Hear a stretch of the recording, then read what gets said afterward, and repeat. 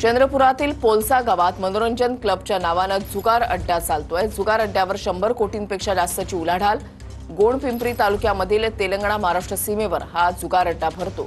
महाराष्ट्र तेलंगणातील काही व्यापारी रोज या ठिकाणी येत असल्याची माहिती आहे। गजानन उमाटे आमचे प्रतिनिधी अधिक माहिती देतील। गजानन, नक्कीच विदर्भातील सर्वात मोठा जुगार अड्डा चंद्रपूर जिल्ह्यातील गोंडपिंपरी तालुक्यातील पोलसा गावात चालतो। जवळपास 100 कोटीपेक्षा जास्त उलाढाल या जुगार अड्ड्यावर होत असते। त्याचे एक्सक्लुसिव्ह व्हिडिओ TV9 मराठीच्या हाती आलेले आहे। अनेक व्हिडिओ त्याचे आहे आणि सगळ्यात महत्त्वाचं म्हणजे हा जुगार अड्डा पोलिसांच्या आशीर्वादाने चालतो का, हा सगळ्यात मोठा प्रश्न आहे। कारण की तिथल्या काही अंतरावर पोलीस स्टेशन आहे, परंतु कारवाई होताना दिसत नाही। मनोरंजन क्लबच्या नावाखाली लोकांना निमंत्रण पाठवलं जातं आणि रात्री 8 पासून रात्रभर हा जुगार अड्डा सुरू असतो। तेलंगणा आणि महाराष्ट्रातले काही व्यापारी, काही लोक जुगारी जे आहे ते त्या ठिकाणी जुगार खेळण्यासाठी जातात आणि मोठी उलाढाल होत असते।